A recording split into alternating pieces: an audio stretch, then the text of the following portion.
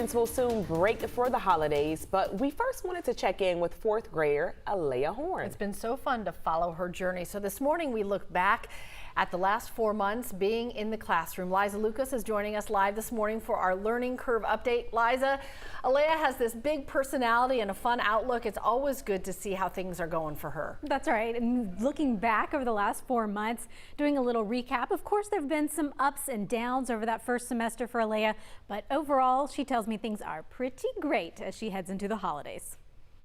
From the first day of school, I just hope that it goes well. I just hope everything's gonna be fine. we've followed Alea Horn along the way as she started fourth grade after more than a year away from the classroom. It's hard going from a second grader to a fourth grader because I didn't get to be a third grader. The return to in-person learning not without some second guessing. Less than 2 weeks into school, Alea tested positive for COVID-19 I have COVID and I don't know what to do. and found she had some catching up to do in the classroom after all the virtual learning. We never learned our times tables, so we're just clueless, basically. But despite the unexpected, she says her school year is flying by, with highlights like her 10th birthday, the spelling bee, the return of FaceTime with friends, and finally getting the news she could get her COVID-19 vaccine. Yes, and I am fully vaccinated.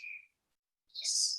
Overall, Alea says she's pretty happy with how the school year is going as kids continue to navigate the pandemic. It's slightly different because everyone's wearing masks, but other than that, it's pretty much back to normal.